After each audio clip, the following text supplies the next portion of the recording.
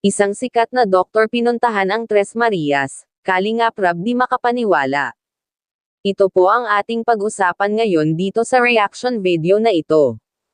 Bago po ang lahat, magandang araw po sa atin, lalo na sa mga solid na tagapanood. Sa mga hindi po nag-skip ng ads, maraming salamat po kasi nang dahil po sa ads marami ang natutulungan ng Kalingap. Kaya pakiusap po sa mga nanonood na kung maaari huwag po tayong mag-skip ng ads. Nga ka-viewers, may bagong kaganapan naman pa sa bahay ng Tres Marias na mahiyain. Marami pala ang nagmamahal sa Tres Marias kasi simulat noon hanggang ngayon po patuloy pa rin pinapanood ang vlog ni Kalingap Rab sa magkakapatid na binansagan ng 3 zombie. Isa na po dito si Sir Obet, isang doktor ng ABS-CBN, kaya naisipan niya na puntahan ang Tres Marias at sabihin kung ano ba ang tunay na sakit nila Chris Malese at Bea. Dito niya rin sinabi na dapat ay kung tumingin para masanay sila kasi kung palagi lang sila nakayuko walang mangyayari kung ganon. Talagang hindi mawala sa kanila ang pagkamahoyain king hindi sila tumingin sa kaharap nila.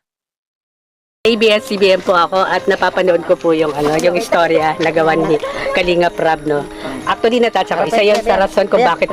First time ko rin po siya na-meet personally, pero so proud po ako. Tapos yung istorya niya nasundan ko halos. Wow.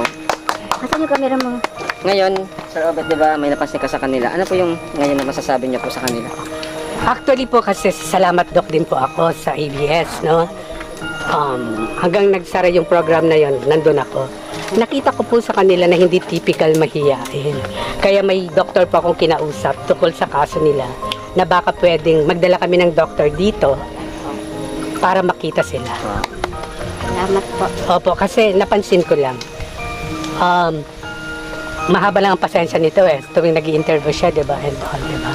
So yun. Actually talaga, isa sa plano ko marating dito at nagkataon naman na in-invite kami dito ni Kalingap Rab na makita talaga sila. Actually gusto ko talaga makita. And sayang nga, isa lang talaga ang dala ko. Okay lang. Eto, binili ko to sa Japan. Oh, Japan.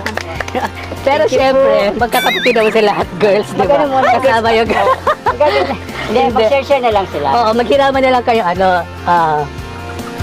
Melissa, right? Melissa, Chris, and Bea. O maghiraman na lang kayo nito, ha? Siguro ano to? Siguro bagay to kay Bea. Bea, sa'yo na to. Thank you daw. Bait mo din. Mula pagkabata. Bagay kay Bea. Mula pagkabata. Siguro kailangan makipag-associate sila sa ibang mga, mga Actually, katulad nilang edad. Kasi ang kulang, masyado kasi silang isolated, di ba? Na wala silang, na parang kaibigan o makakausap.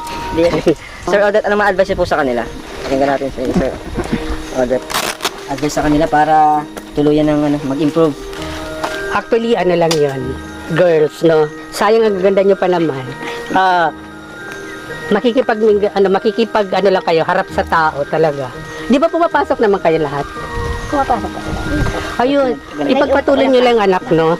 Kasi communication lang yun at saka yung pagkikira.